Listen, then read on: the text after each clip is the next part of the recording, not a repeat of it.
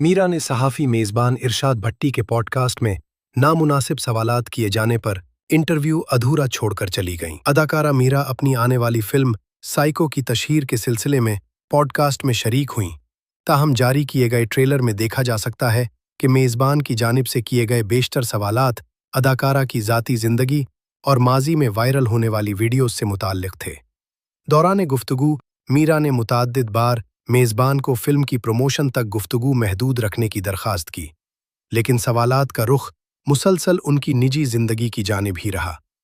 Trailer के इख्तिताम पर अदाकारा को मुस्कुराते हुए मेज़बान का शुक्रिया अदा करते और इंटरव्यू अधूरा छोड़कर रुखसत होते देखा जा सकता है।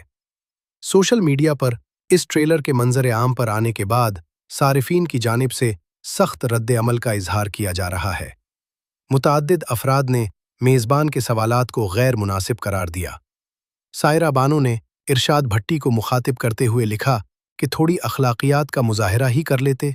मीरा साहिबा बहुत आराम से चली गईं। 2 हाथ लगाकर उठते तो अच्छा होता।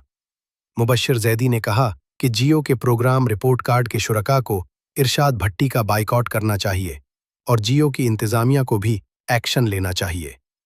सहाफ़ी किरण नाज ने कहा कि भांड सिर्फ भांड होता है। मुख्तलिफ प्रोग्राम्स में ख़वातीन को अपनी फजूल मस्खरी और ज़ाती जुमलों से तंग करता रहा। शुक्र है आज पकड़ा गया। शम्मा जुनेजो ने लिखा कि इरशाद भट्टी ने जो मीरा के साथ इस इंटरव्यू में किया है उसे हिरासमेंट कहते हैं।